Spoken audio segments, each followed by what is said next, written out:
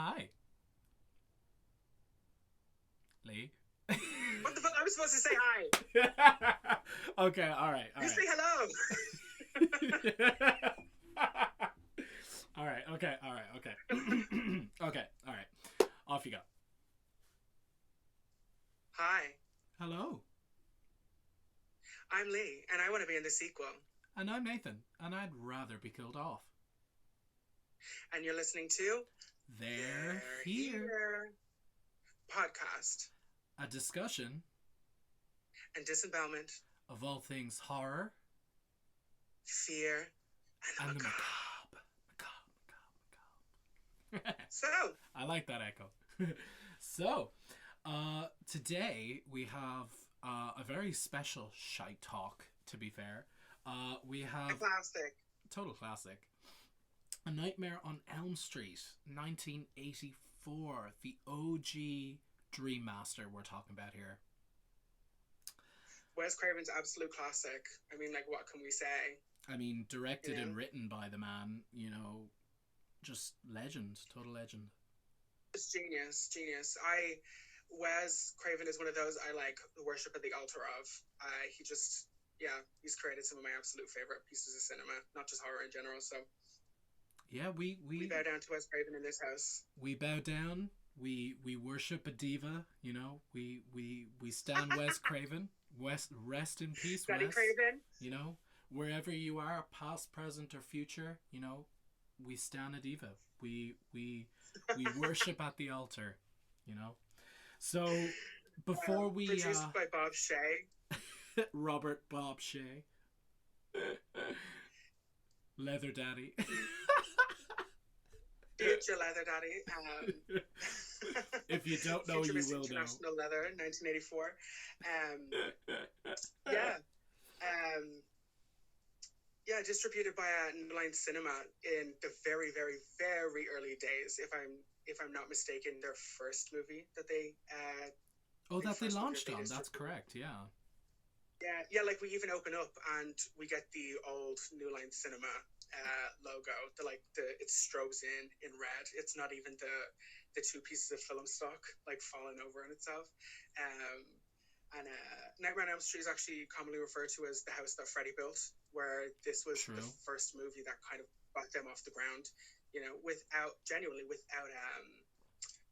Without Nightmare on Elm Street, we wouldn't have like Lord of the Rings and stuff. I'm pretty sure Lord of the Rings is a New New Line Line Cinema. movie. Of course. Yeah. So Uh, we should make a quick note here just before we get into a general shy talk. Is right now Lee is talking to me over Messenger. We are adhering to level 5 quarantine guidelines, but we are still making sure that we are delivering great content for you guys at home. We're not going to let a disease put us down, okay? We're not Uh-uh. going to let the fact that I'm out here in the sticks, I'm literally out here in the countryside, we're not going to let that stop us bringing you great content. Damn right. General shy talk, great retrospectives, some good debates, as will soon be coming up. We promise you that. Some good stuff down the line, isn't there? Pandemic be damned.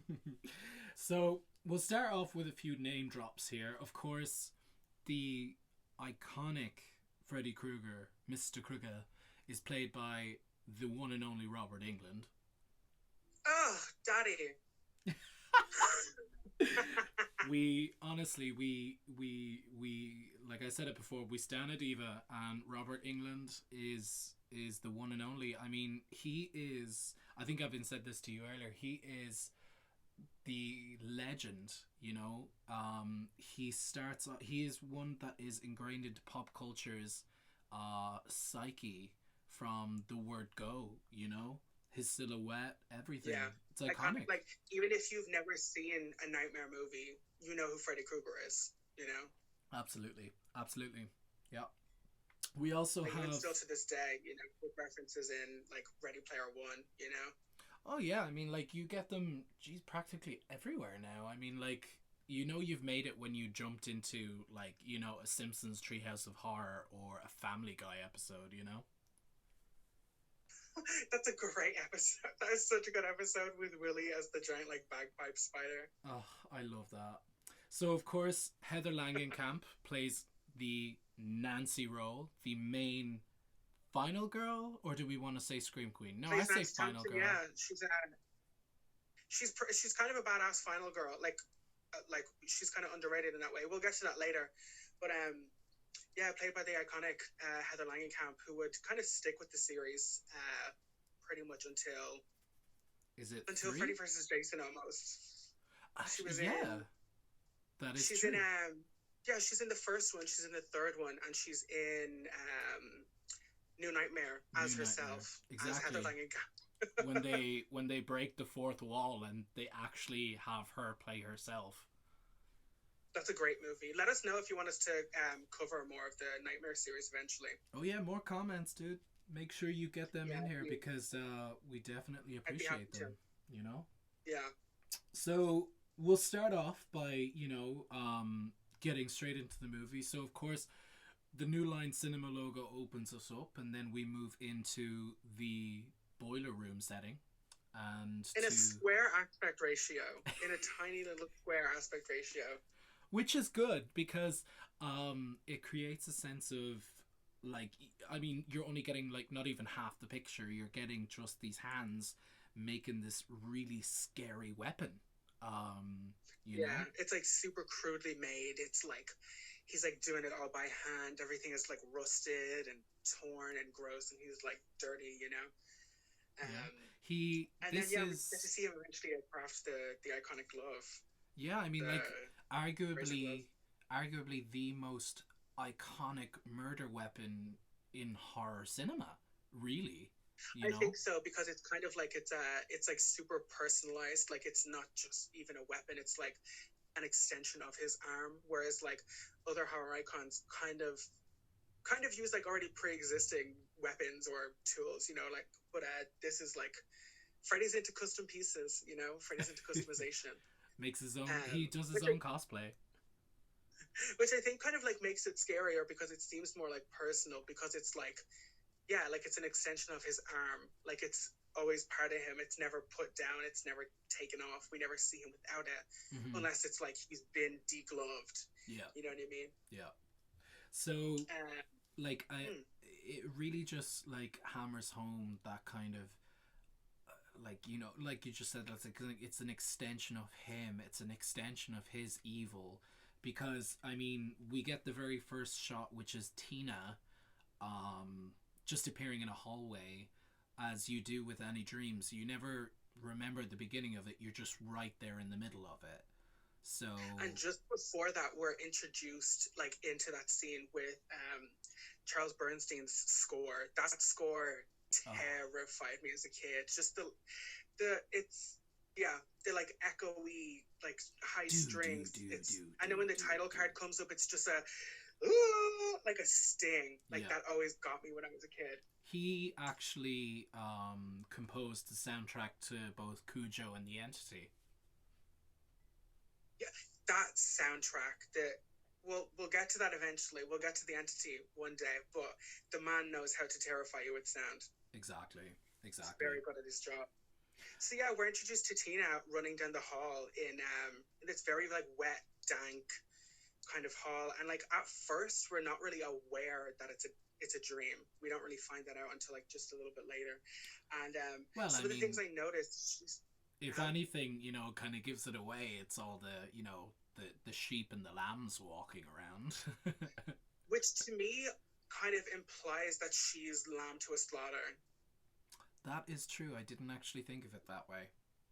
But I did always think that they were just the sounds, you know, apart from obviously like that screeching soundtrack, but the sounds that the lamb and the sheep make when Freddy's around is just really, it was part of that image that always got stuck in my head about what were they doing, Nathan? Well, they were screaming. They were screaming, and they were so heavy, and I was so tired. Dude, if you know, you know. Was she a great big dead person? Yes, sir. She was a dead person. She was a big girl. So yeah, she's running down this hall, and we see these lambs, which, yeah, like I said, kind of implies to me that she's being led to slaughter. She's a lamb to slaughter. And this is where we get our first glimpses of the iconic boiler room. Yes. Just that wet, dank, hot, everything steamy, dripping, disgusting. red. Yeah, chains, you know. Yeah, absolutely. The whole kind of thing, like, and especially that thing, when Freddy does appear, Tina does start to run, but she runs in a slow manner.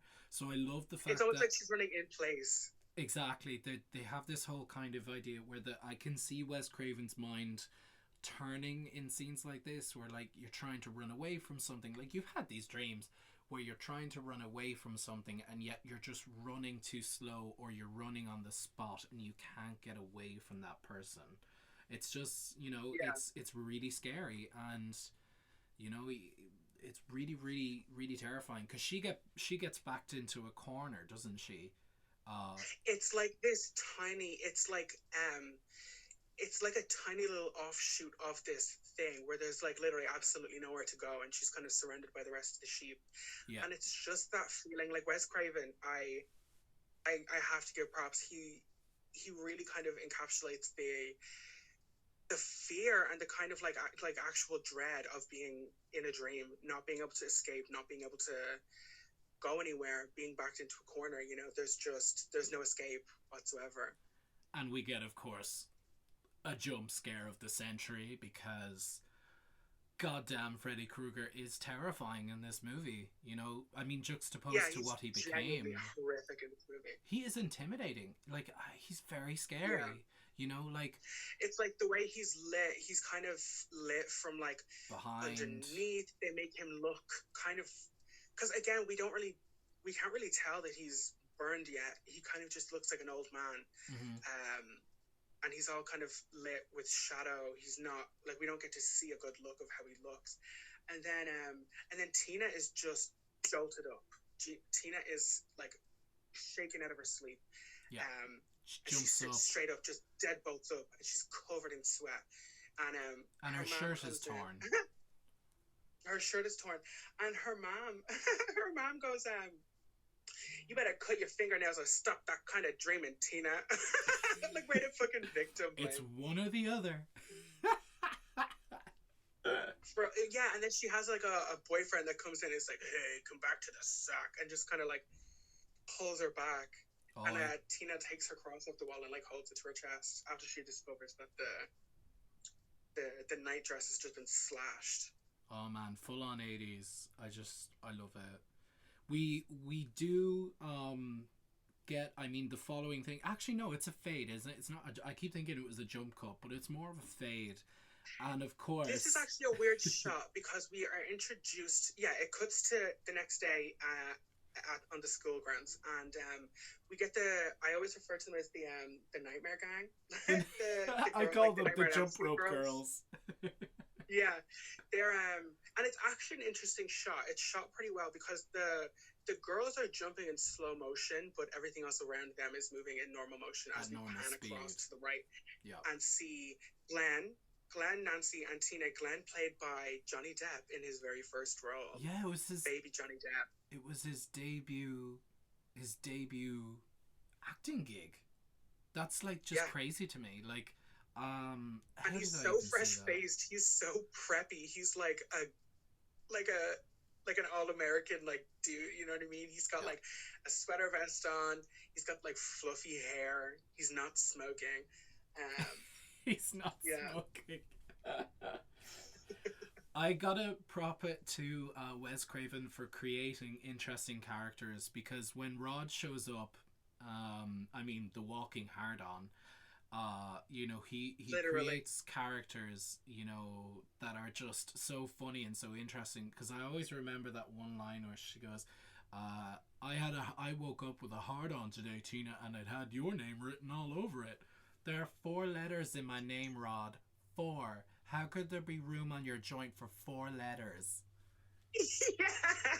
I love it. I just think it's hilarious. They have like a little bit of a back and forth, and Tina's just kind of like talking about how like she had a nightmare and stuff, and then it cuts to pretty much the next night, Yeah. or that same night, where Tina has asked Nancy and Glenn To watch to stay over her. over with her. Yeah. Yeah. So yeah, we cut to there, and there's like that funny little scene of Glenn trying to like trick his mom into thinking that he's staying at the airport, so he has like a The tape sound with box. like airport sounds on it. Yeah, and then it just like it goes into like, oh, there's some kids drag racing outside, and then there's like explosions and like alien like Women sass noises screaming and and oh, it's hilarious. I think it's so Mom, funny. I'll call the police now. Now, Tina does explain a little bit further about her dream, saying that it was this guy who was wearing a red and green jumper with, actually they're more like it's Nancy who explains, and then they both kind of realize... Yeah, they realize they've been having the same dream. Which is just like, can you imagine like the absolute mindfuck of, like, without even prior talking about anything, you realize you have the same dream as someone next to you. Like, yeah, and Glenn just kind of dismisses it. Glenn's like, "That's impossible. Don't be crazy." I love it. And like that's kind of interrupted when we get a little bit like it's actually really quiet. You almost don't hear it. Where there's like a slight like screeching coming, like metal rubbing up against metal coming from outside the back. Yeah. This is true. Yeah, so they kind of go to investigate, and Johnny Depp is like, cha cha chow. What's his name? And he's like, chow chow chow. Yeah, exactly. I was like, yeah, you're so intimidating, Johnny Depp. How are you gonna fucking scare someone? Hey, kitty, cha cha chow. Like, what? And then it's literally just Rod. Rod jumps out and like fucking rugby tackles him like to the ground, like gets him like to the ground. The walking hard on just tackles him 3 meters from the goal line. Yeah, literally. Also, his name is Rod Lane, which is the most porn star name like I've ever heard in my whole fucking life. I mean, he's got the huge black pompadour. He's got the leather jacket on. He's nice and tanned. Like, I mean, they pretty much just go upstairs and fuck. There's literally no other reason. My next note. Like we get like very very slight kind of red herring vibes from Rod. Yeah. Not that the characters kind of think that he's like evil or like murderous or anything like that, but we're getting the thing where she's like, Nancy, don't leave me alone with this like lunatic, and then they go upstairs and he's like, we get the mother's bed and you get everything else. And they just like look at each other like, great, we're so celibate, right? Let's go to bed. Can I just say, cut to Rod and Tina. What are you saying? This literally is what I'm saying. Like, Rod, literally the walking hard on, bangs the fuck out of Tina so much he bangs the grammar out of her, and she just says, "Jungle Man fix Jane." Yeah, but like, yeah, we like see it from like where this like the camera is on Nancy and we hear it from the room over because Nancy is staying in Tina's room and Rod and Tina in her parents' room, but they're literally just like like they're just yelling. You know what I mean? Yeah. And we also get the fact that Rod also admits that he's having nightmares as well, which I also think is really interesting because in my opinion, like, it sort of gives that vibe where Kruger is like, how do I explain this? Like, Kruger is simultaneously fucking with not just those 4 kids. I mean, Rod's not even a main character, to be 100% fair.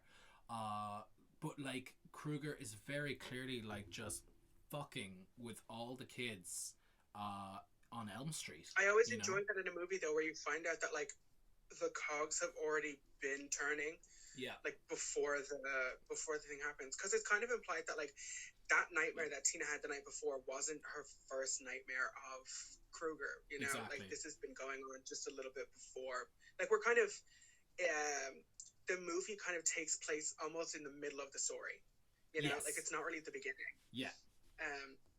So yeah, we find out that Rod has been having nightmares too, and well, yeah, they kind of just like go to sleep or whatever like that, and Yeah. we get Tina. Tina is woken up. It's the same night, obviously, and Tina is woken up by like stones or like something small being like thrown at her window. 17 And she minutes in. wakes up. 17 Yeah, minutes like in, and we get the most infamous scene. One of the yeah. most infamous scenes in horror history coming up here. It's But crazy. there's more. There, yeah, I was gonna say there's more in between there. Um, so but then she hears her name being called from outside. Tina! Um, Tina! it's so creepy. It's so fucking creepy. And but then we cut to Tina's bed with Nancy in it, and this is where we get Freddy pushing himself through the wall, Yeah. like out over Nancy's bed, and they actually achieved that by I'm pretty sure they tried it with latex, and it was just too weak and cracked, so they ended up buying just a big roll of spandex and making the wall out of spandex, and Mm-hmm. he pushed himself up against it, so you could see all the little like grooves in the face, all the kind of like pock marks, like everything. It's so effective. It's I think really it's really brilliant brilliantly done. because, shots like that, that, in my opinion, that one shot stands the test of time.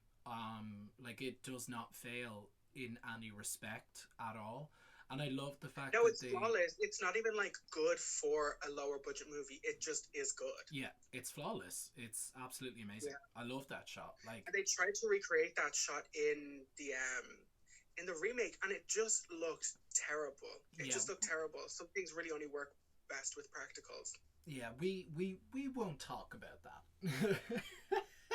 We won't. No, no. We, I'm going to give this movie like its fair praises. I think the practicals in this movie, considering how low budget it was, um, a lot of them do hold up. Some of them, we'll get to that in 1 second, yeah, are hilarious, but some of them really, really do hold up. I yeah, think they know absolutely. exactly what to show and what to hold back from. You Yeah, know, they kind of go for almost a less is more approach with this movie, which is crazy when you think about what's to come in the series. You know. yeah. I mean, uh, like when Tina does get down, I mean, she, like, for whatever fucking reason, like, why the fuck would you go outside on your own? Not even in like a nightgown and some jammies. You're still wearing just your boyfriend's shirt, for goddamn it. And But this is a dream. I She's not really know, I downstairs. know, like, it's just so weird, you know. But see, that's weird. That's one of those uses where we are never told that she's still asleep and that this is a dream. We don't find that out until it Yeah, all goes down. So we're just kind of the assumption that, yeah, she just goes downstairs and goes out the back garden, which is so stupid. And then she gets her name called again. Tina. She's like, show yourself. Yeah. Oh, I, I'll give you a spin you story real quick.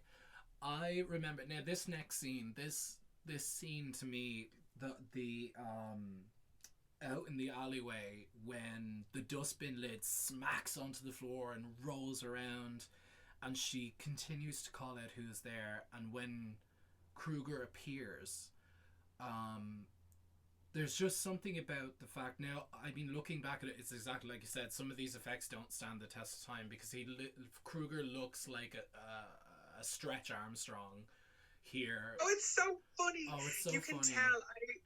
I read that the way they achieved that effect was they made these two big arms out of whatever and then held them up with fishing rods on either side of the street. Yeah, And the actor that they had to use was like quite short. The double or whatever they used for Freddy was quite short.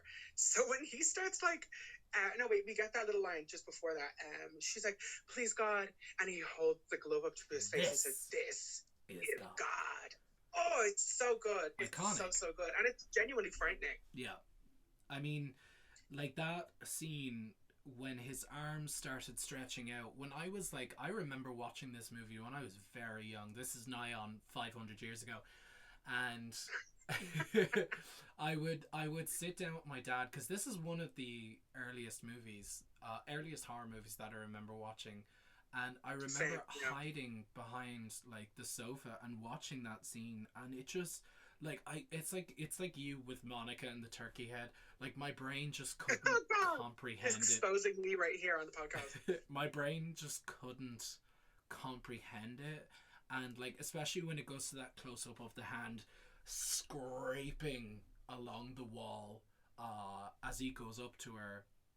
It was fucking with my brain, and it terrified me. It literally scared the shit out of me, right up until the point where she turns and runs, and then all of a sudden his hands are, he's back to like normal size per se, and he's running after her like Quote almost unquote like an normal ape. size. Whatever actors they used to like have like in this silhouette is like shorter than Robert Englund by like a good bit. If you actually look at it, it looks like a child.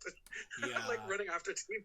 but it was still scary though. It was so Oh, it is. scary. The imagery is so perfect for nightmare imagery because it's just one of those things of like there's literally no way I can get out of this. There's nothing I can do. And like as a kid watching these, you just don't question why things look weird. Like in your mind, it's just like, oh, it looks weird because it's a nightmare. Things always look weird in a nightmare. You don't question the effects, you know? So when Freddy, of course, Tina turns back into the gaff, into the back garden, and Freddy just appears. And when I say appears, I mean there's a thin tree, and he just appears from out behind it and jumping from into one frame. side of it. Yeah, that's another really weird. really effect. So fucking weird. I think it's used with mirrors. I think. Oh, I just like I couldn't come. I mean, like once again, this is where Freddy's like I want to say comical side, but still fucking really fucked up. He shows. I don't even think it's so much comical. I think it's like kind of cruel. Like he's just fucking with her. He could kill her at any just there point. and then.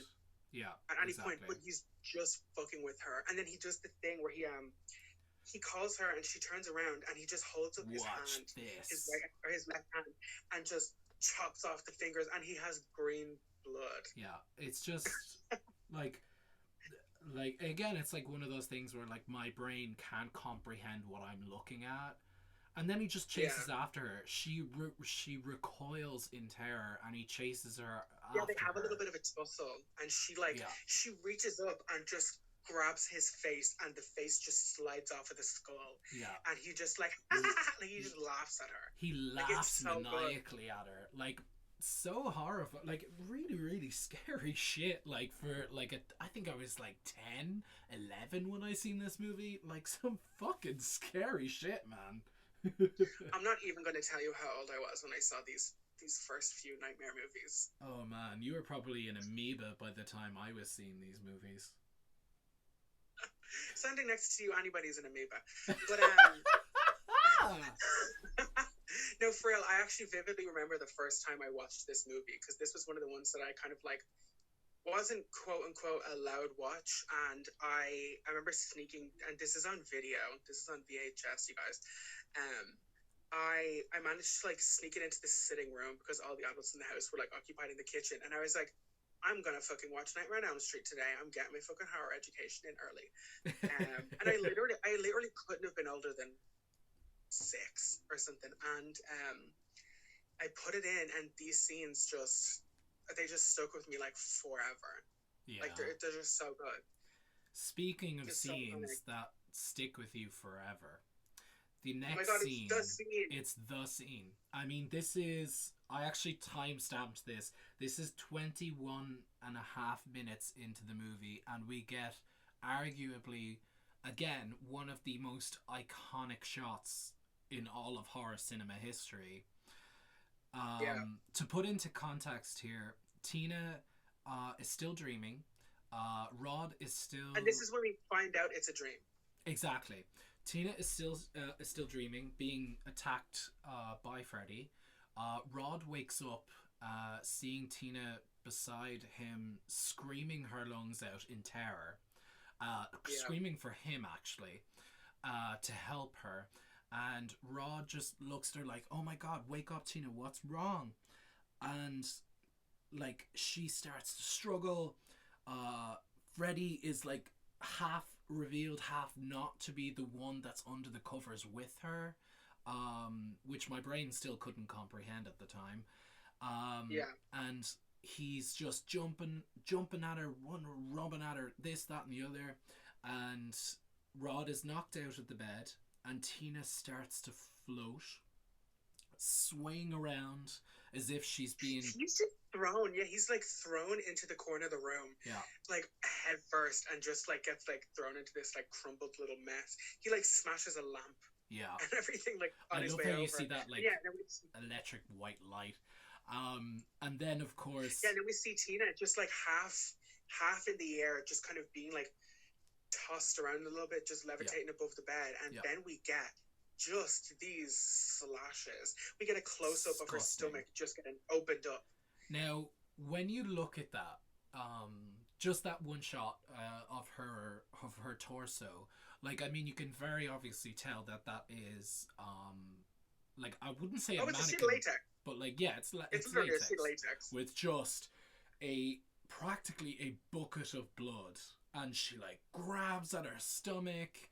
And like there's blood with that already noise, everywhere. I always remember that noise of her just like, like it's that really like guttural, like she's literally horrifying. Just being slashed. And then she gets thrown to the side of the room, and she's dragged up the side of the walls. Like, I'm talking like as if someone has grabbed her leg and is pulling her up the wall and across the top of the ceiling. Like, she's struggling against someone that is doing this to her invisibly. Like, it's just. Oh. And like what terrified me as a kid was like, see, it's weird. This is one of the kind of only instances in the Nightmare series where we see what's happening to the person outside of the dream. Exactly. We usually get the imagery, and in my head, I'm like, what's the inversion of that? What's happening to her inside of her dream? Yeah. So that she's being dragged up these walls, and they repeat this imagery once again in Wes Craven's New Nightmare. And they actually show you. They show you they show happening. What he's doing. Yeah. It's just the imagery of her just getting like pulled up the walls, just covering the place in blood. And they achieved this effect with the rotating room. Yeah. I mean, she was saying, Amanda Weiss was saying in the Never Sleep Again documentary about the making of the series, she was saying that every time they had to cut, she would just stick her head up and throw up. She just couldn't handle it. Wow. She's just getting kind of thrown around this room. And Rod, the actor who plays Rod, is just I think they said he was sat into like a big bucket seat and was just belted in. So we can, because we see him, the effect is really sold by the fact that we can see him sitting in the corner of the room.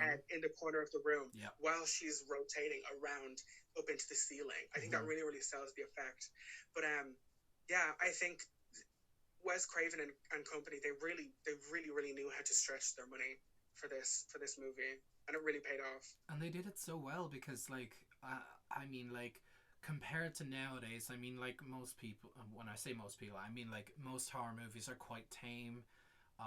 They're kind of more reliant on jump scares and things like that, whereas back then, like, don't tell me, show me, and, like, you know, don't give me, you know, CGI unless it can be done practically and physically on set.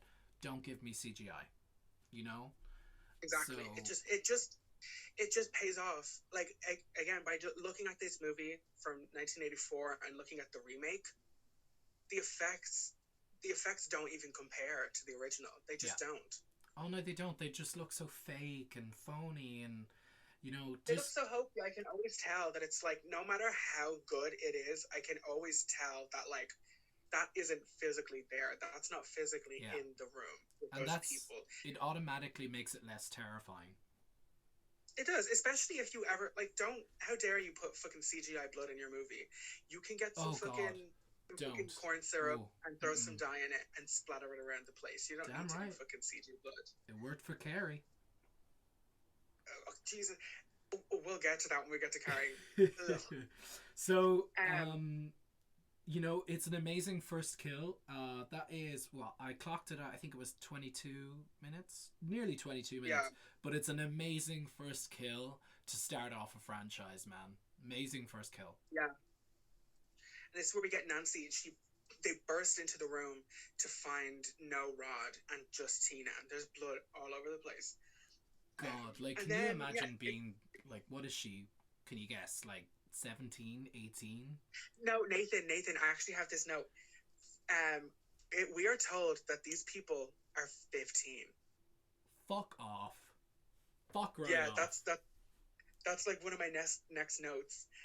Is we cut to Springwood Police Station where we're introduced to Nancy's parents played by Marge. John Saxon and Ronnie Blakely, who are just awful. They're just terrible people.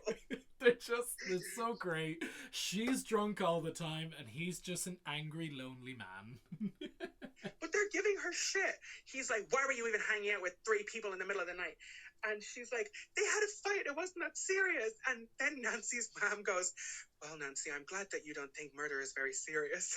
How like, can you say that, Mom? How dare you? Like, it's so funny God to me. damn. She's just so bad. Like, how dismissive she is. I mean, like, literally, your daughter just walked in on her best friend having became a shish kebab. A literal shish kebab. And it's like this same night. It's not even like a day afterwards. Yeah. It's like right afterwards, you know? Like, as surprising as I think she's still got blood on her hands. Like, yeah, literally. Oh my God. And this is where we find out where John Saxon, I'm just going to call him John Saxon, is talking to one of the other deputies. His name is Donald. Get it right. Wow, Nathan. Also, one of the deputies that he's talking to is the sheriff in Scream.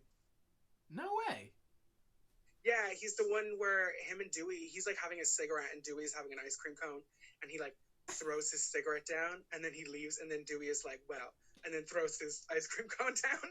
Oh my God. It's that same sheriff. Oh, God. But yeah, so the next morning, Nancy like gets up and like tries to go to school, and literally the day after, it's the next morning, and she's like, well, I'm gonna go to school, and her mom's like, where the fuck do you think you're going? You're gonna go to school after this? And she's like, yeah, if I go upstairs and think about it, I'm just gonna go crazy. Give yourself a day. She is full on boozing it up for breakfast. Like, Nancy would probably just want to go learn geometry, then like have to, like, you know, she would have to like sit there and have her makeup melted off by her mom's vodka breath, you know, like, it smells like a fucking brewery in here, Mom. I'm going to school. Like, you know, she's like, oh, like, I mean, she just pouring it into her coffee, and I'm looking at it going, what is wrong with you? Oh my God. But it's not even whiskey, it's vodka. It's vodka. Gross. Like, she's full on like getting fucked. Oh, it's fucking disgusting. So we get Nancy. Nancy like leaves after her mom is like, yeah, okay, fucking nerd, go to school. Nancy's like walking, and then we get this like weird shot. She keeps like kind of looking over her shoulder, and then we see that there's like kind of like a random an FBI looking agent kind of dude in like glasses or whatever, and then she looks back again and he's gone, and then she just gets pulled into this bush by Rod, who's not wearing shoes and not wearing a shirt. He's barefoot. Ew! First of all, yeah, barefoot on like gravel and a leather jacket with nothing underneath. You must be fucking crazy. Damn, like, and then they're talking, and she's basically like, I didn't do it. Like, there was somebody else in the room. Like, I didn't do it. And she's very much just so kind of like, yeah, the door okay, was locked from right. your side. Yeah, exactly. Like, there had to have been somebody in there. And then Nancy's dad just appears out of nowhere. Yeah. Like, he just teleports in the bush. into like, the you bush. You used me, Daddy. He's like, what the hell are you going to school for on a day like today? And like, she just storms off, you know, and yes, just like, go to school. He's arrested, and everything's topsy-turvy at this point, apparently. But, you know, so I mean, she's in English class, and who is the motherfucking teacher? Lynn Shay! Oh my God, sister of Bob Shay. Lynn Shay, bitch. You know, I mean, Elise Rainier. It's practically Demonology 101 with this bitch. But see, like, I literally would know her. I mean, from English this. 101. Like, I would have known her from this versus like there's something about Mary. Movies. Yeah, I know. You know what I mean? I love that though. I love that Bob, like, he like uses her. Bob like keeps her in a lot of New Line movies. You know, I like that. I wonder why. So the fuck do I? She's not very good. But No, she really isn't. sorry, Lynn. If you're listening to the I'm podcast, sorry, but like you're just not that interesting a character. So yeah, they're like, wait, hold on. Yeah, so then Nancy, like, they're doing Hamlet and all that kind of stuff, and she like gets some dude to like stand up in the front of class and start reading off this little poem with the loudest fucking shirt you have ever fucking seen on a guy from the 80s. It's 84. I mean, come on. It's the 80s. It's the 80s. Girl, please. So Nancy somehow manages to fall asleep around a room of loud shirts, and can I just say before we like there's this one line that I was always obsessed with, and I only looked it up the other day because I was thinking about it, and it was like, it is a Hamlet line, and it's literally the quote from when Hamlet thinks about his father getting the ear poison when he falls asleep. So the quote reads, "Oh God, I could be bounded in a nutshell and count myself a king of infinite space, twere it not that I have bad dreams." I mean, that shit is like, you know, that shit's fucking scary, dude, because like that's literally, it tells you what's going to happen in the following scenes. But they don't even like tell you. It's one of those things that you really have to like kind of hear for yourself. You really have to like get into the movie to like actually see it. So Tina's in a body bag. Tina's in a body bag. Scary as fuck, mate. Scary as fuck.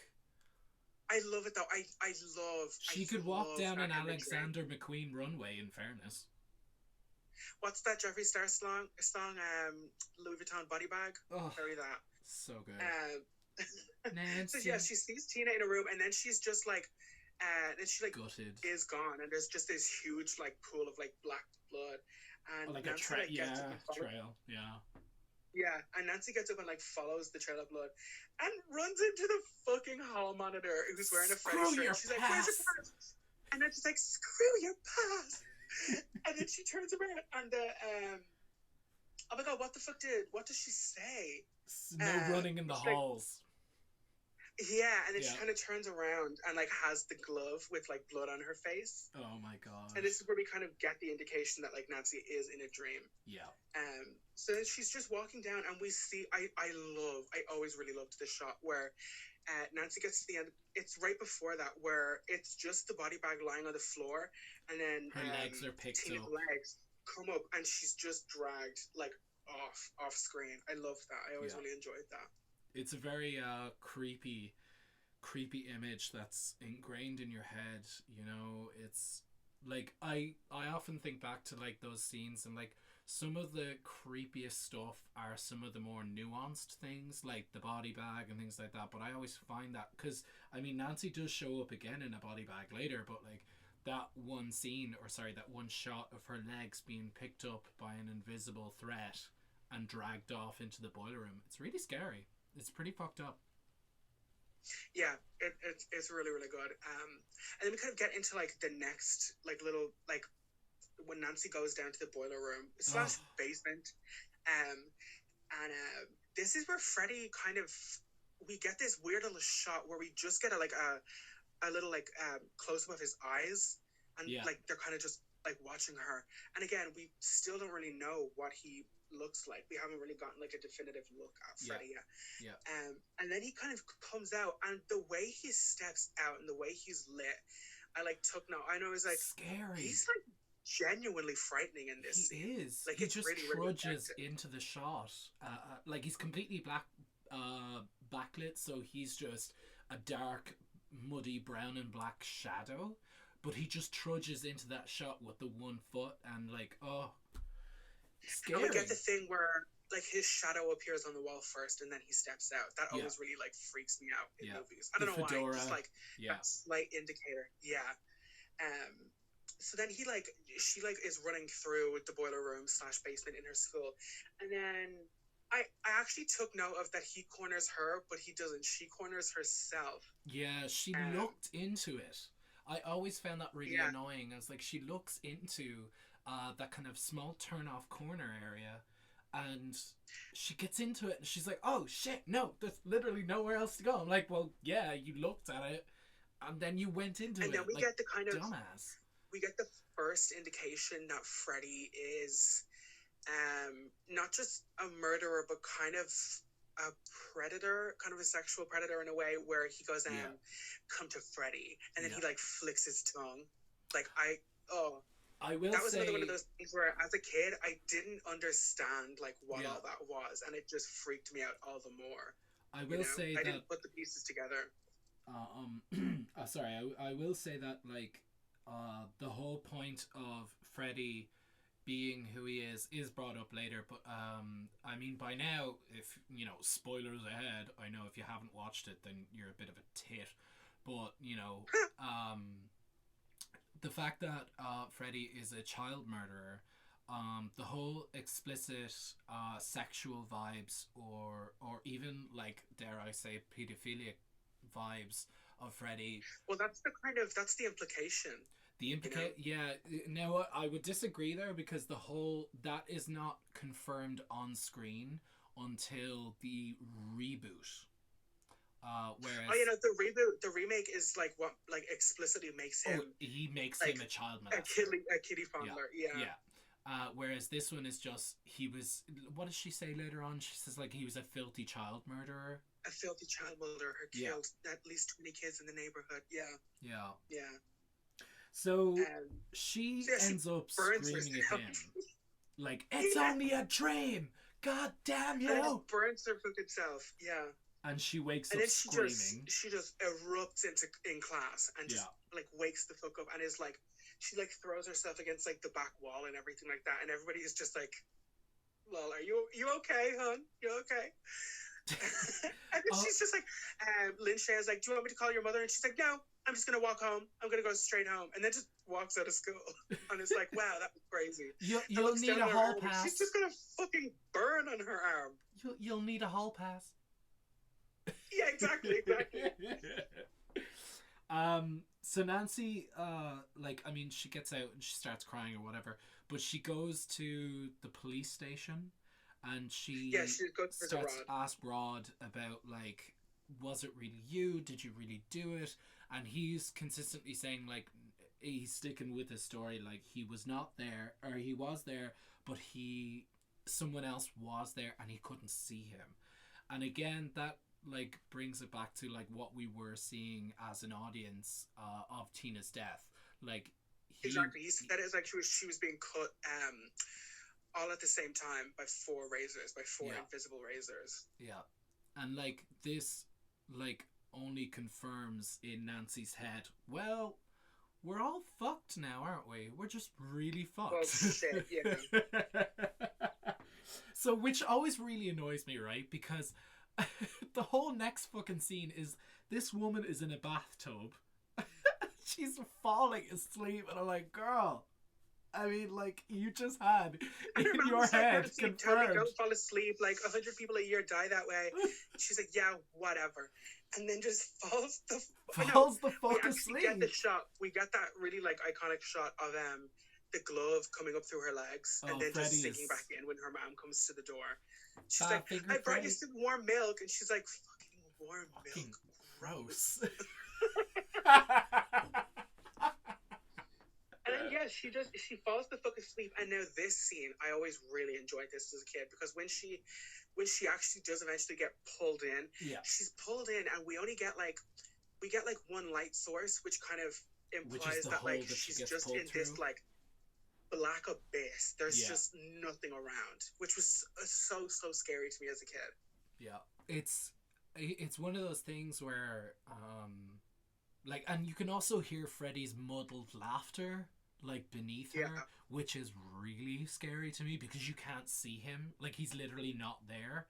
And like she's just being dragged down. And of course, obviously, I mean, she just pulls herself up and out, but like it's still pretty fucking scary, you know? It's pretty scary. And again, this kind of goes into the thing that like Freddy, like while not like outrightly a joker or like funny yet, he's just fucking with her. Like he's just toying with her. Yeah. Like he could have killed her there and then.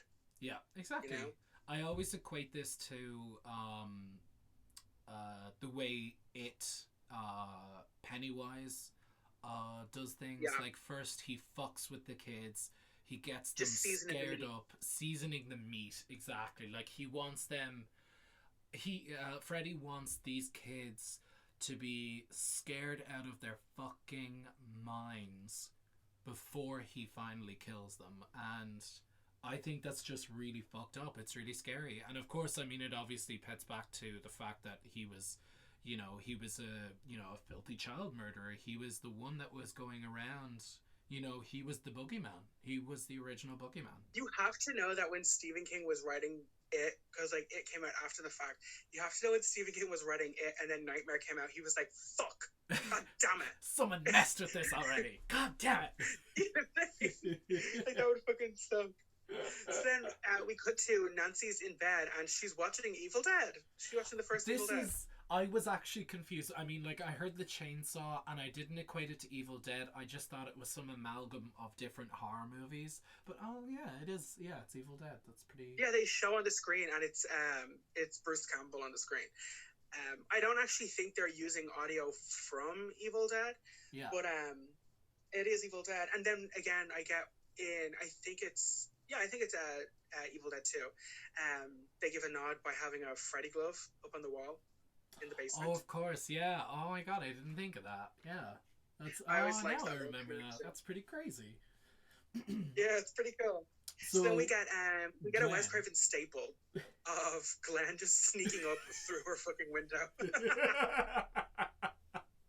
Like, I mean, this is, this is premium white people suburbia that we're looking at here, and you're telling me no one thought it was weird that a barefoot teenager was sneaking over to another house, climbing up a rosebush trestle to get into a window? Like, no one called the cops? You're telling me no one thought of anything? He was like, you try to stand out here barefoot on a rose trestle. It's like, why are you barefoot? Well, yeah, why are you barefoot? What? You chose that for yourself. So, Nancy has a mission for Glenn. Oh, wait, real quick, just before that, she looks in a mirror and she goes, God, I look 20 years old. Because she was 20 when they were filming. God, like, it makes me feel so old. So fucking old. It's like she's supposed to be 15 and she's like, oh my God, I look 20. It's like literally, because you're fucking 20, right? So Nancy has a mission for Glenn, Yeah. If you stay awake and you watch me, and if I look like I'm having a bad dream, you wake me up. Pretty fucking simple, you might say. But what does the and he fucking... said, oh, you mean fall right to fuck to sleep, right? When you go to sleep? Good thing, Nancy. Like, I mean, he practically falls asleep the same time she does. Like, what? For real. I'm just generally confused by this. So yeah, she goes asleep and we kind of get her exploring. She's like lucid dreaming. She's very, very in control of her dreams because she's just dreaming that she's like outside of her house, and Glenn is also in the dream because she is like yeah, she like checks in with him and he like pops out from behind a bush and he's like, yeah, I got it. Like, Wes Craven, I gotta think like he wasn't really being consistent with the rules of his own universe. Glenn, are you still there? Are you still watching? Yeah, I got it. Like, well, if you're there, are you watching her at the same time? What? It just doesn't make sense to me. What? So she goes so then she just kind of like strolls through Springwood and just arrives at the police station. And this is where we get to see, she like looks in to see Rod sleeping, right? Yeah. And this is where she turns around and we see, this was the image on the back of the like one of the images on the back of the VHS that I had. Yeah. Of the centipede just coming out of Tina's mouth. Yeah. Yeah, absolutely. Yeah, and Yeah. like the snakes are just pulled around the end of her, like by her feet. I I always thought they were eels, like some weird wet amalgam of like, you know, fish and rotting things. I don't know why, but I guess yeah, well, they're snakes, I guess. And Tina is surrounded by centipedes a coming out pattern of her mouth. invertebrates. Centipedes Yeah. coming out of her mouth. That's pretty disgusting to me. Anything with more than two legs, sorry, more than four legs or less than two legs is just a little creepy to me. I mean, fuck all the paraplegics, I guess. But we really we disavow that last statement, right? I So mean, you said it. no, you did. You just said anything with less than two legs creeps me out. I mean, like animal kingdom wise, jeez. You're the one who took it there. What has one leg? I don't know, mate. So anyway.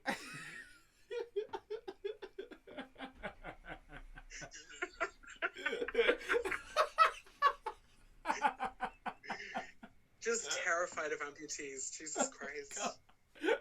See how you feel when we get to fucking Todd Brennan's Freaks.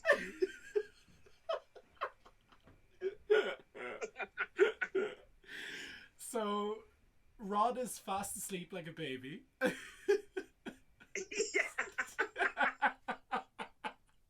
When you hear the phrase that you haven't got a leg to stand on, you go, ah!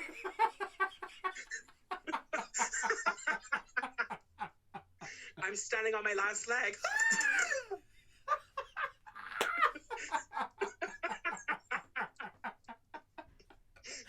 Hobbling along. Oh my god. Oh, okay. Oh god. I'm in tears here. I'm in literal tears. Okay, so yeah, back on track. We get So Rod is like sleeping, and we see that Freddy. They actually don't even call him Freddy at all in this movie. He's still always just referred to as Fred Krueger. Fred Krueger, Mom. Fred Krueger. See, it's right in here. He sewed it into his hat like a fucking geek. Because of course, like he would need it for some like check-in coat checks. I mean, if ever he did it. Exactly. How are you not going to get it mixed up at the Fedora Club when you go? Exactly. You want to be prepared. So yeah, we get Rod sleeping in his bed, and this is where we kind of see Freddy just kind of like walks into the room, and then that's when Nancy turns back and sees all the snakes like pulling around Tina and stuff. So then we get another chase back to Nancy's house, and this is another really good use of nightmare imagery where she gets in the door and she's trying to run up the stairs, and it's just gloop. Yeah, I think they used like Bisquick and like porridge. glue and porridge, all that kind of stuff. Yeah. Once again, they repeat that imagery in New Nightmare, where she's just trying to run up the stairs and she can't. She's like, her feet are just going straight in. Yeah.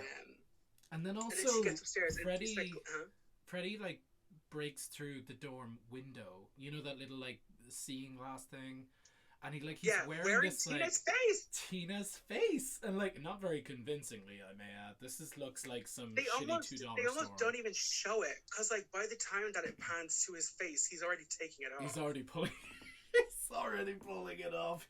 Even Freddy is done with this like shitty dream stuff.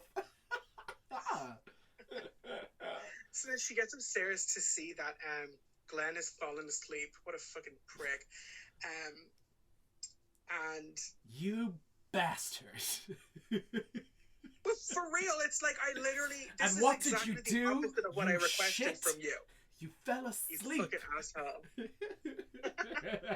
So yeah, then they get up and no.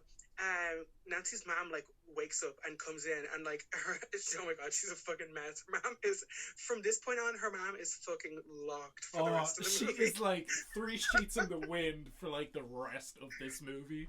Flop. Her hair Flop. is like all fucked up on one side, and she's kind of like one eye is not quite as open as the other one and stuff, you know. So yeah, Glenn just goes to like hang out like outside the window, and Nancy and Glenn then run down to the station like in real life, and she's like, I want to see Todd Lane or Todd Lane. Who the fuck is Todd? Wow. I want to see Rod Lane. Talk about another porn star name. I want to see Rod, and then the officer that's on duty is like, I literally took the fucking night shift so I wouldn't have to see you. Like, why are you here? So you wouldn't have to see. Yeah.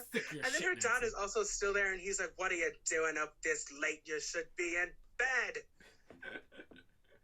And she's like, I just want to see Rod. Go and check on Rod. And then they go and check on Rod, and we get a very phallic looking sheet of bedding, like very slowly, like just feeling up his cheeks. Like it's half a tap away from just being a dick smacking against his cheek. I'm not even joking you. It's so funny. It's just this little like white fabric snake that's just like wrapping around him a little bit, just caressing his neck, and like, but you can also see, you can literally see you can see the wire pulling it around. Yeah, the wire is like sticking out the top, and you can tell it's actually a very good use of like reverse shots though. It doesn't look super crazy, and it is effective, but like once again watching that scene as a kid, I remember being like, oh my god, because he's just being dragged up and up and up towards the bars as the sheet wraps around his neck, and he's just being hugged, and he's just screaming for help, and like nobody's doing anything. You get that crunch. Like I always like very vividly remember that crunching sound that they use for his neck breaking. And like it's just it was like one of those things where like as soon as he would like, you know, you'd see his feet around the sink that's in his cell, like I would immediately like slap my hands over my ears so like I wouldn't hear that weird crunching sound that his neck makes. He's not even just hung, like his whole neck is like completely snapped. And then he immediately looks like a corpse. Like he's like practically painted grey. And then it cuts to Rod's funeral the very next day, and there's a line that the priest that's delivering the sermon says, which is so shady to say. He's like, as it says in the Bible, he who lives by the sword dies by the sword. It's like, that's fucking rude. You're saying this at somebody's funeral, bro? It's too much. Far too much. It's too much. It's too much. So and this is where we kind of get the first go. No, sorry, go on. Yeah. We kind of get like a little bit of a back and forth between Nancy and her parents, and this is where we kind of get the first indication that her parents, they know more than they're letting on. Yeah, they kind of have like a little like glance towards each other, kind of like, oh shit, she knows something. And I think she says the name. I think she actually says like mentions Fred Krueger, and they were kind of like, oh shit. And then her mom is like, right, I'm gonna go get her some help, which is where they bring Nancy to Springwood's very own Katja Dream Clinic. Springwood has a dream clinic. Like, I mean, could you be any more privileged? I mean, white people, man. What privilege? What a dream privilege. Clinic. And it's not even like a small dream clinic. It's like a big It's a building. hospital. It's practically a hospital dedicated to dreams. What? But the things that they say in this fucking dream clinic literally had me screaming. They get in, right, and they get into the clinic, and the guy, the like actual doctor, is like, dreams, you know, they're mysteries. We don't know what they are. We don't know where they come from. It's like, it's literally your job to know this. You're a scientist, god damn it. You are a dream scientist. This is your Tell specific me more. field. You work in a dream clinic, bro. We just don't know what they are. We just don't know where they've come from. They're crazy. So, I mean, Nancy is put under, and she's like chilling. We're very easily convinced, by the way. Yeah, like we're just like fine, I'll do it. Whatever. Yeah, totally. I'll go under. Okay. I wasn't just hunted down and nearly gutted like a pig by a guy with razors for hands. You know, like she's sleeping away, she's chilling, nothing's happening. Her mother just like very quickly like whips out a cigarette and is like, yeah, just such a burden. I love that. Yeah, she takes out the cigarette like while she's saying the line. She's like, "What even are dreams?" what the fuck? Girl, you're in a fucking hospital. Like, stub that shit out. So like she So immediately Nancy's like convulsing in the bed, and she's like, "What is she doing now?" And they run into the room or whatever like that, and they find that like once Nancy wakes up, they find that she has like a Bride of Frankenstein gray streak in her hair, oh god, a slash on her arm, and a hat with the name. Oh no, yeah, this is where we find out his name, with the name Fred Krueger like stitched into it, and they're like, "Wow, that's so cool!" Like they don't question the fact at all that she didn't have these things. Like even if they didn't give a shit about the hat, it's like, okay, yeah, but my hair has turned white and there's a fucking wound on my arm. and then And like it happened while you were watching me. Are you serious? like what kind of hospital are you people? Oh god. Did you get your dream doctorate out of a fucking cereal box, doctor? Are you serious?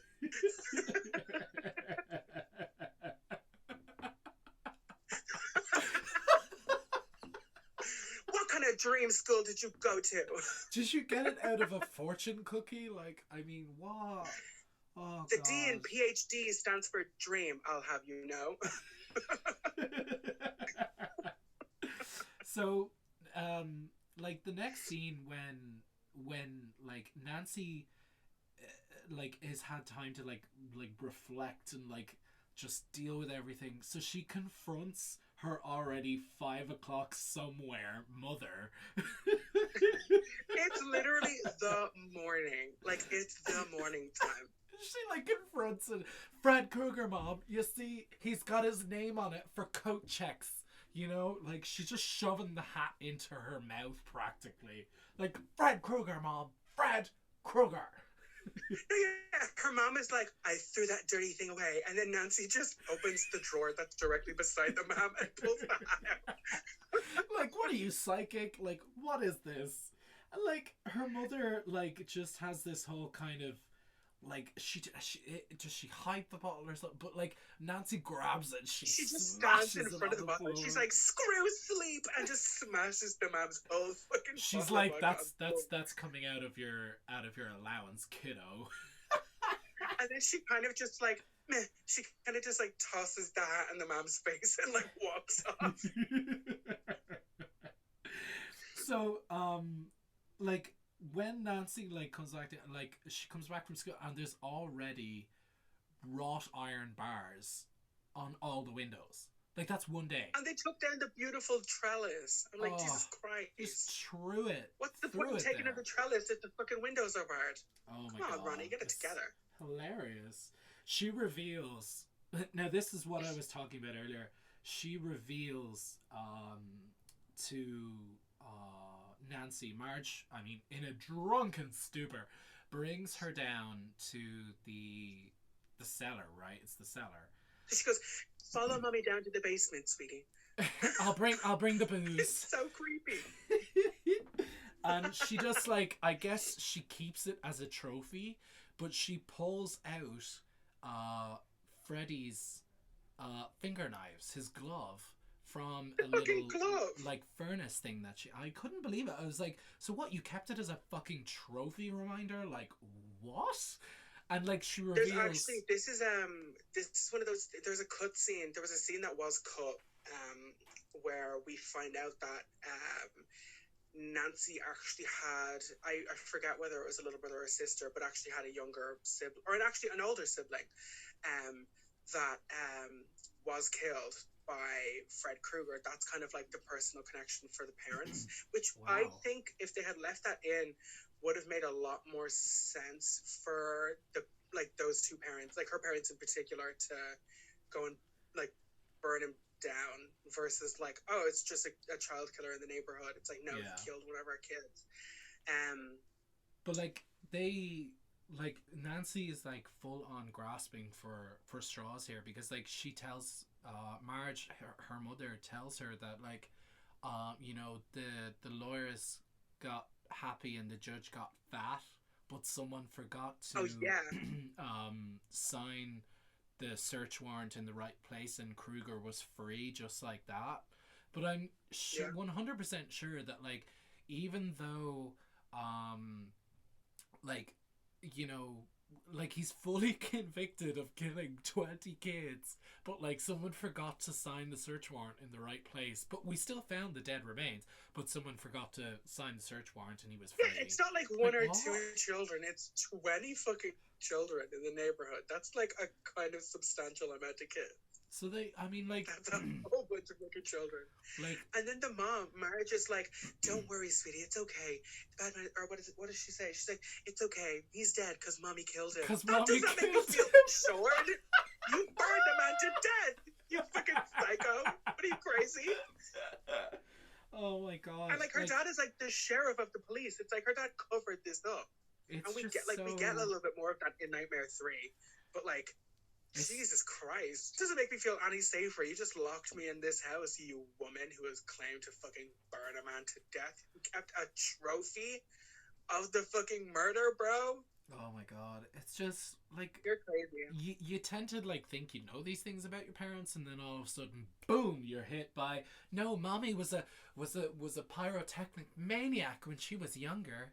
Oh, it's just so fucked up, like.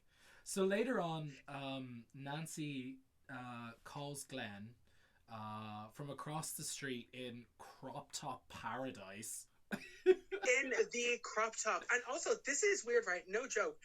This is like kind of the third and final act of the movie. Yeah, already. Like it practically like jumps to hyperspeed within what? I think it's the last maybe 5 minutes of the movie. Like, it's just nuts. Literally. So Nancy tells... we get Glenn in a little crop top, and these, like... You appreciate it. Like, we appreciate Johnny Depp. Oh, I love it. It's such an iconic top. look, because it's like, it's a dude in a crop top in the fucking... Like, well, obviously, dudes in crop tops were, like, the thing back then, but it's like, it's Johnny Depp in a crop top. And these, like, blue, like, they're like almost leggings. Like they're not even like fully trousers. They're like this like thin ass material. So like Nancy like calls across, and this is where we get that little bit of dialogue that's in. I think you're familiar with as well. I think we've spoken to it before. You know that song? It's the like remix. That like techno remix of exactly. That's all I could think about was that like techno remix of the Halloween theme. Like this piece of dialogue. The plan is like so we get Freddy.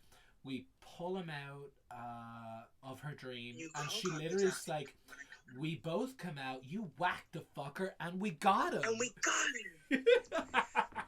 And meanwhile, whatever you do, don't fall asleep.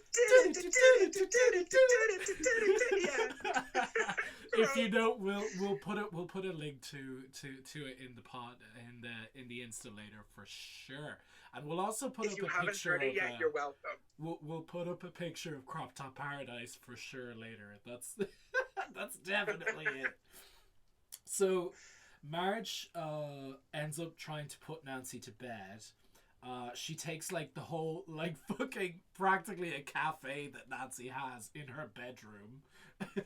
One of two full coffee machines Nancy has in her room. She just pulls out a whole goddamn another cafe from underneath her fucking bed, dude.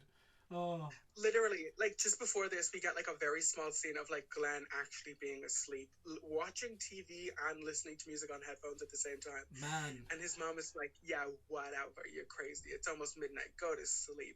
God and damn. Then we get like back across to it, and Marge goes and pulls like a full Mr. Coffee from like the top of her drawer, and is like, "Right, good night, honey." And she's like, "Yeah, cool, whatever."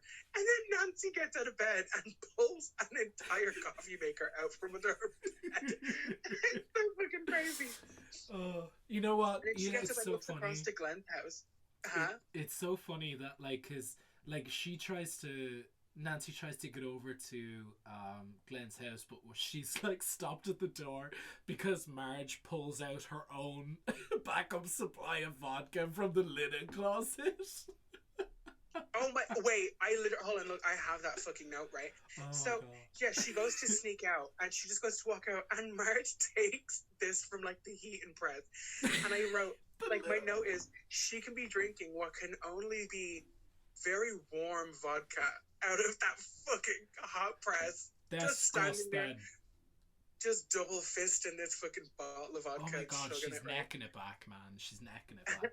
Is there? I'm just generally concerned, like, as to whether there was any scene that Ronnie Blakely played as Marge where she was sober. No, literally, it's like once we see her with that first bottle of vodka in the kitchen, she's gone. We never see her sober again. She's just fucked up. And so Nancy goes to like look out her window to go. It's like 10 to midnight or whatever like that, and Glenn's parents are just standing out the front of the door, like staring over.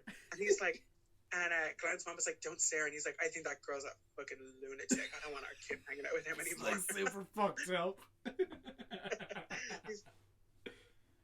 So yeah, then she like Nancy goes to like call Glenn's house, and his parents pick up the phone, and they're like, "What is this about? Like, what is this about? Like, it's not super important or whatever." And then his dad just like snatches the phone out of his mom's fucking hands and is like, "You'll talk to her in the morning," and then hangs up the phone and then just takes it and leaves it off the hook.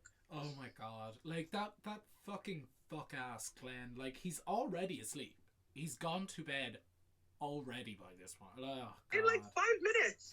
Not even been like. It's not even been that long at all. So then Nancy gets a call on the phone. Her gorgeous like baby blue, duck egg blue fucking like house phone, and it's like she hears like the scraping, and she like yanks it out of the wall and throws it on her bed. She's like, "How is Glenn gonna call me now?" And then she goes to like actually sneak out.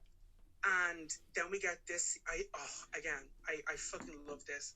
The imagery of like she gets the phone call, and then the tongue comes out, and it's "I'm your boyfriend now, Nancy," and the tongue coming out of the end of the phone. Oh, it's like that, like super sharp cut to moment, and all of a sudden, boom! That tongue is like practically in between her lips. It's disgusting. Oh, so good. And she just throws the phone down and like dances all over and just like destroys the shit out of it. But she like realizes in horror, like, oh fuck, what am I going to do now? Because she knows that he's going after Glenn now. He's going after Johnny Depp's character. Yeah, that's what she says after all is said and done with the phone. She goes, my boyfriend? And then she like gets out, and that's when she like goes downstairs, and she's trying to like get the door open. And the mom is like on the fucking couch, and she's like, "You're never gonna get out of this fucking house. I don't even have the fucking keys on me." She's just sitting in the dark on the couch by herself. She's absolutely like she's absolutely shit-faced at this point. Oh man, I just can't. Like Glenn, we cut because like she realizes now in horror there's nothing that she can do to stop what's going to happen. And arguably the next thing that we see, like, it's arguably just as good as Tina's death, because it's sort of the mirror image to Tina's death. I mean, it's the same room that Tina died in, just shifted around to look like a teenage lad's room. And Glenn like is full on sleeping. The TV is off, or is at least like static. It's like on his chest. He's like sleeping with it like on his torso, whatever. Headphones in, everything, and like Freddy's arm just rips up from like the backside of the bed and just pulls him down into the center of it, and like this just like snaps right in. Fucking volcano geyser of blood just shoots up from the bed onto the ceiling, and that's exactly the note I have, is that like a geyser of blood just erupts from the center of this bed. Oh, it's like horrifying, just covering the ceiling. But like with the NPAA, when they were trying to get this rated and trying to get this distributed, the way they were able to kind of skirt around it was that they had to explain that wasn't Glenn's blood exclusively, it was the blood of all of the victims. Yeah. That makes so that sense, it was kind of like actually. a big amalgamation of the thing, which I don't get how that's better. Like it's just 23 people worth of blood. 23 people worth of blood. Well, it is. If it's all of his past victims, we've had like what 3 victims in this movie, and then 20 dead children. I love the fact that his mom comes in. His mom comes in, and she just looks, and there's just all of this blood flowing up, like upwards into the ceiling, and she doesn't even really like. Oh, what the fuck? She's just like, she just freaks out. There's no questioning of the fact that the blood is flowing up through the bed. The one thing I absolutely love about that one shot is when she does look at it, the blood, they accidentally, I know this for a fact, this is like one of those fun facts, but like the blood, they ended up having, I think it was they ended up using too much blood or something, and it ended up pooling in one side of the already upside down room, and it ended up pulling it to one side. And like all the blood is like sliding to one side of the ceiling, and it creates that, I know it was unintentional, but like it creates that iconic kind of weird fucked up view of how that looks. It's like a wave. It just kind of like shifts from one side of the room to the other. So weird. And another like behind the scenes thing, I'm like while they were filming this, because there obviously had to be people like on the underneath of that or whatever like that, and with that sheer amount of liquid just flowing through, like with cameras and electrics going through, people got like electrocuted from like the amount of fucking liquid that was on set. Not like injured, but like people like got shocked, you know what I mean? Yeah, that's just that's creepy. But you know what, we get a shot later once we see that like the floor is like soaked right through with blood. You can see like it's coming from upstairs to downstairs. It looks so good. But one of the lines I love, when all the paramedics and police show up, one of the ambulance workers goes, "You don't need an ambulance, you need a mop." That's so rude. That's God. That's so fucking evil. I can't believe that. That's just so. And we find out that the coroner couldn't even look at anything. He's just been in the bathroom throwing up the entire time. Oh, God. I love the fact that I have a very small note about the timing in this scene, right? Because Glenn is killed at exactly midnight, okay? It's like, that's the last thing that's said on his television. On the television, before he dies, right? He's killed at exactly midnight. Now, Nancy then goes to, like, obviously the police squad and everything show up, and Nancy then tries to establish a plan with her dad, right, to meet up on their front garden at 12:30, at midnight, right? Yeah. And then she goes, "That's enough time for me to rig some traps and fall asleep." Okay. So then by the time she's going to sleep, the next scene is we see her booby trapping her house. The fucking Home Alone sequence. Oh, Jesus Christ. Like, so we get her booby trapping the entire house. It's Home Alone with a bit of You're Next. Oh, God. Now, by the time she's going to sleep, right, like keeping in mind everything I said about the time, she checks her watch, right? And it's only 20 past 12.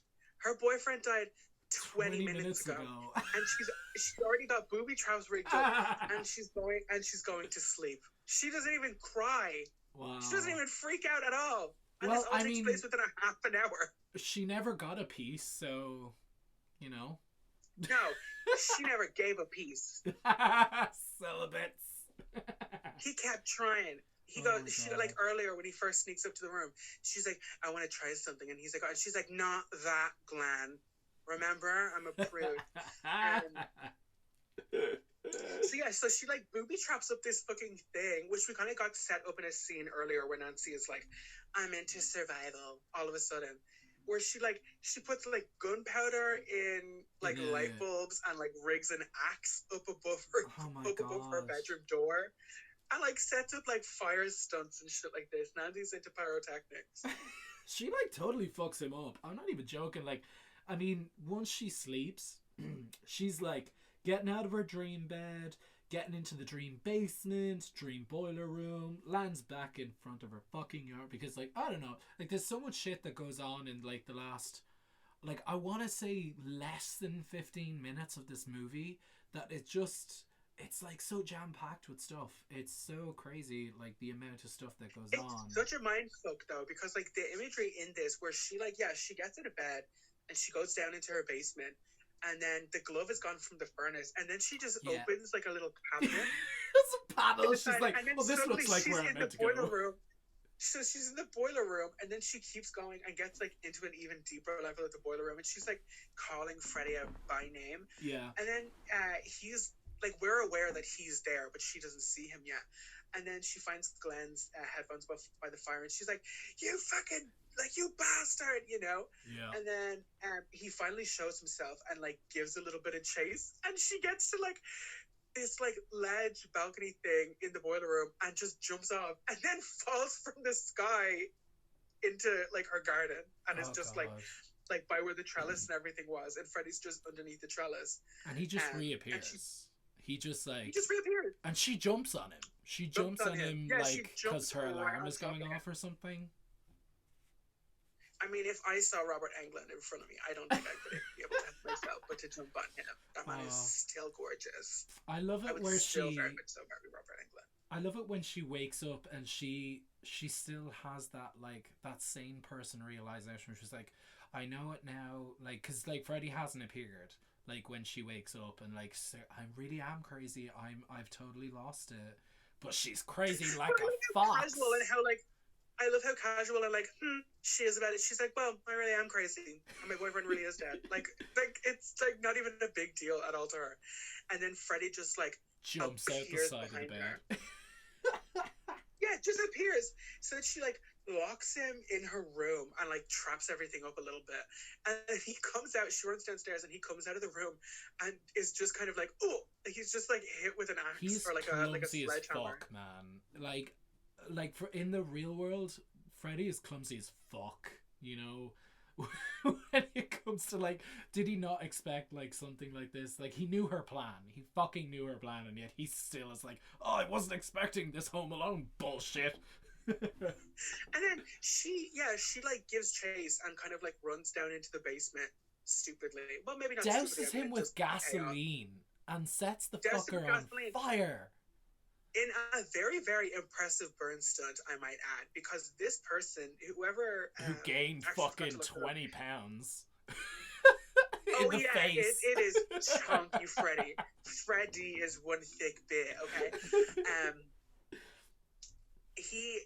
The person is set on fire, runs up a flight of stairs, gets knocked down this flight of stairs backwards and tumbles down, and manages to get back up and run back up the stairs in like one stunt. That's very, very impressive. And like that's just like fucking crazy. Like finally the cops like realize something's going on, because like she's smashing windows and like the place is like smoking up, and they catch on like something's fucked up is going on.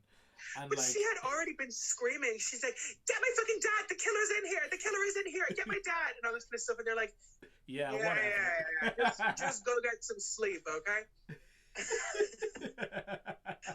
So then her dad eventually comes from across the street. It's not like he's even gone. He's like literally just over there. He's like 10 feet away from the front door. The house.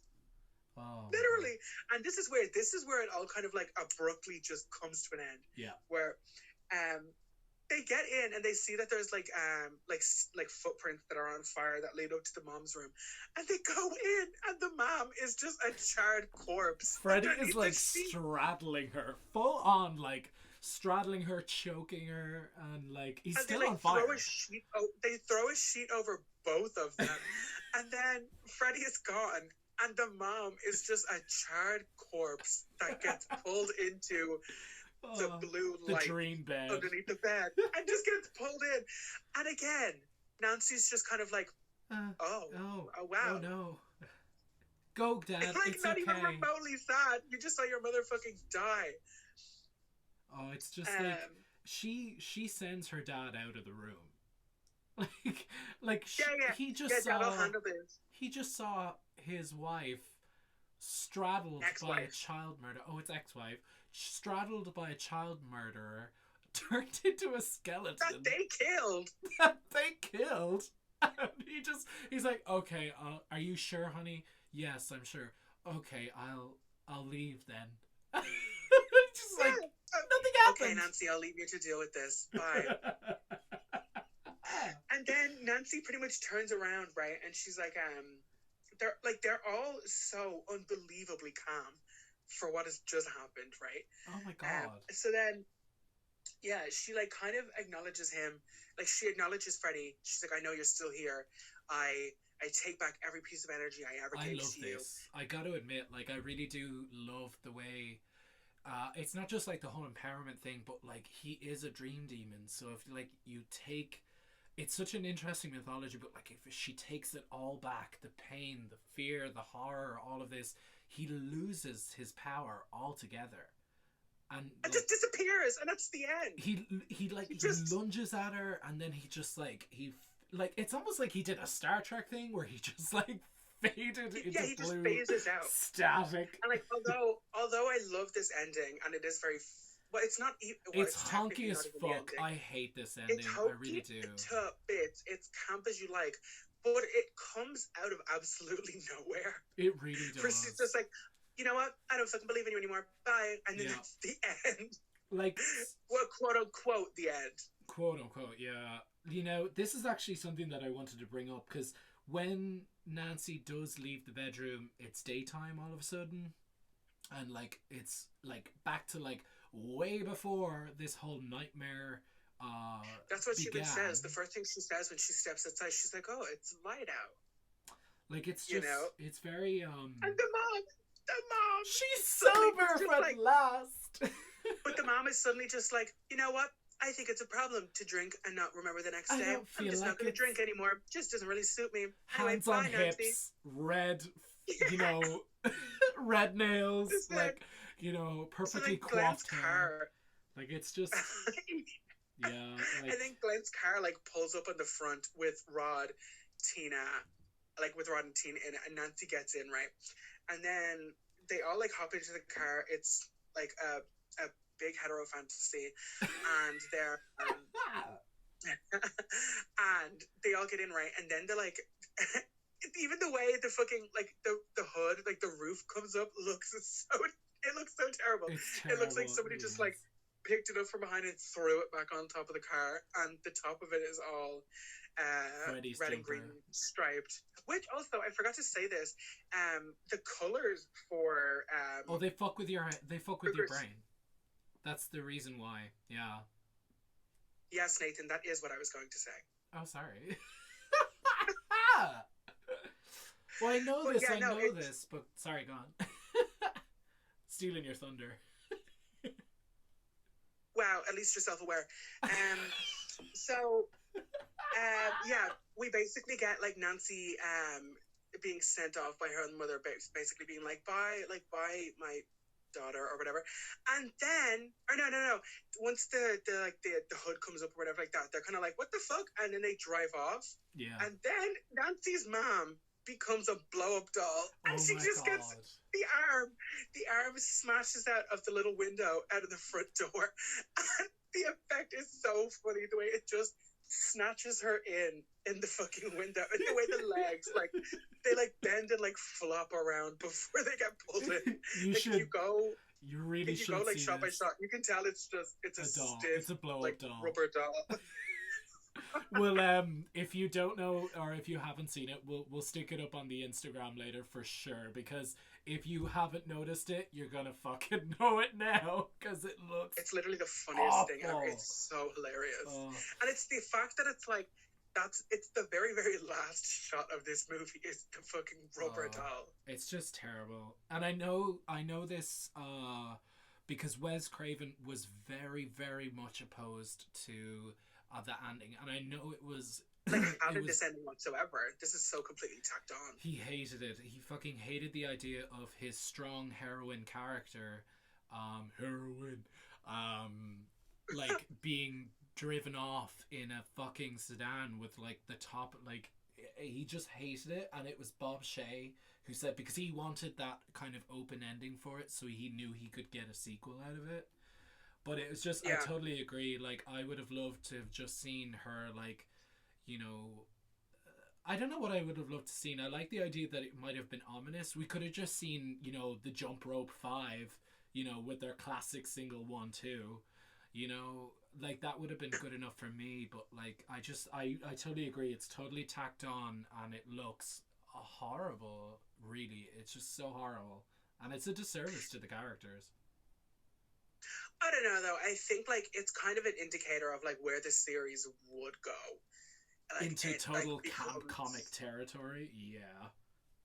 yeah, it becomes like a completely different thing, which I actually do enjoy. I enjoy the tone of I hate it. the rest of the series just because like it's fun and like the next movie is like But the faggiest movie ever. It's fucking great. we'll get to that soon enough, I promise you. But With a stiff elbow and a limp wrist while I review that movie. I do say that like that I totally get where it goes. Like Freddy does become the campiest comic horror villain, like really right up until A New Nightmare, Chucky. because like it's just really like I mean, Well, I even know. then in New Nightmare, he's still very quippy. He's still very like vocal, but like they're not so many like pieces of jokes. It's like you ever play Skin the Cat, and then he goes and proceeds to Yeah. like just drag I think it's Amanda is the babysitter's name, like up the wall, and then we get to see what he was doing to Tina. I love that movie. Yeah. I think like genuinely the three best entries in this series, well maybe aside from two is not good, but I It's enjoy not it for bad what it either. did. The three best entries in this series are Wes Craven's contributions, because he famously only worked on 1, 3, and New Nightmare. And they were the best, in fairness. They were the Like, they best. totally were. The fact that the series spiraled after that is like no obvious trait. It really just kind of it went, in my opinion, And like, after don't get one me it wrong, went like downhill. Nightmare. Yeah, like don't get me wrong, like the Nightmare series is one of my favorite movie series. I would definitely rank it up there as like maybe like within my kind of top 5 like horror franchises, just because I grew up with it, and I've always really loved like a lot of um Wes Craven's work in general, which kind of all like stems from this, I guess. Yeah. Yeah, like don't let the idea of them being quote unquote shitty put you off. Like they're enjoyable. They're fun. They're watchable. They're funny. They're good, campy fun. Yeah. They're not. You know what? They're not boring. I'll give them that. None of them are boring. Exactly. They're all very entertaining. Yeah. So yeah, that kind of like brings us to the end of this, I guess. I mean, like, I love like knowing about like the kind of behind the scenes kind of stuff, and I love the fact that like Craven, when he like really writes a story, he fully commits to getting that story to the best that it can be, and like this is no exception to that rule, because I mean, like, the fact that he like the whole character and the way that people die, like they came out of like articles that he was reading of people dying in their sleep. And I was wondering when one of us was gonna fucking bring up this fact. God but damn I just think that's so interesting, because it really speaks to Wes Craven as an author, as a producer, as a writer, because like he really does put more thought into. That's very prevalent in his work, is inspiration from real life. Like we get with I think it's with Scream. I think it's the Gainesville Ripper. That was like directly inspired by that. With Hills Have Eyes, that was directly inspired by Sonny Bean, that the Scottish like clan leader. And this was directly lifted from headlines of teenagers just dying in their sleep, of like with no explanation, no medical cause, people just terrified to go to sleep. It's just like like I was just saying, is like it is really a credit to him, because he puts more effort into his stories and his movies than a lot of directors and writers nowadays. I mean, like, you have films like Truth or Dare that's just literally just based off of Truth or Dare the game. Like, when you compare it to things like A Nightmare on Elm Street, that has like real thought and real process put behind it to really frighten you, because like there is these things, and like the unknown is always a lot more scarier, to be fair. And like I've always read that like I've read a million times about like where the inspiration, well, the name like Fred came from one of Wes Craven's childhood bullies, like on the playground. Like that's where the name Fred comes from. Yeah. But with the look and the whole aesthetic of Freddy was one of the nights Wes Craven was at home being babysat or whatever, and Oh, he I think I looked out heard his about this. window, and there was a man standing outside his window, like kind of like down on the street, Yeah. with like a hat on and had like a really burned up, like fucked up face. And I think it was him and his brother. I might be wrong there. They were kind of staring at this man, and the man turned up to look at them, and then they shut the blinds, they shut the curtains, and a couple of minutes later, when they went back to go look, he was still there. He was still there, staring yeah. at them. Oh god. That's so terrifying.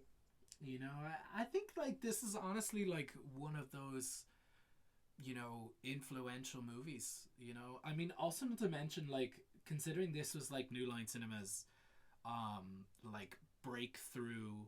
Like you said earlier, like this is New Line Cinema's the house that Freddy built. Like, I mean, this movie earned like its budget was like 1.8 million, and it earned its budget back in less than 72 hours of it, you know, going on projectors. You know, like that is just fucking insane. And like since then it grossed like over $630 million.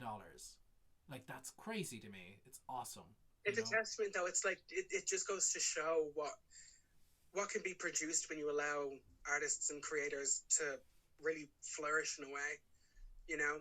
Yeah. Like if this had been picked up or had been produced by Universal or some other big company where like there would have been more people having a say, who knows how the projection of the series would have gone. Yeah. You know, I think like the fact that New Line was basically an indie company, and that it was like, because this is like almost an indie movie because like pretty much everybody paid for it out of pocket. Yeah, it's really great. You know, best movie. Really, it's really quite a good movie to kind of throw on. So like, you know, it is. It's really fun. So yeah, that kind of that runs through the rest of the Nightmare series. It's just it's a fun, like easy to watch. Yeah, series. Throw it on and like let your kids, you know, watch it when they're like 10 and just fuck them up. You know, fuck them up for life. Now, let us know if you want us to review. Let us know like what you want us to review next. Whether you want us to review anything else from the Nightmare series or whatever your suggestions might be. Yeah, absolutely. You know, always like we want you to know like we really do value feedback. Let us know what you think. If it was good, bad, indifferent, whatever it is, you know, throw all the comments at the whiteboard and see what sticks. It's always good to have. And yeah, just thank you so much for listening. And that's been Nightmare on Elm Street. 1984 classic by Wes Craven. Rest in peace, and Diva. You've been listening to They're Here. They're Here. Podcast. Follow us on all of our socials. There_here_podcast on Instagram. And They're Here podcast on YouTube. Soon to be on Spotify. And make sure to like, subscribe, comment, hit that notification bell so you are updated on a daily basis about the next amazing content that we have up and coming. Thank you, guys. Unpleasant dreams. Unpleasant dreams. Oh, I suppose, yeah, that makes sense. It's an Elvira quote. Get it together. Thanks, guys. Bye.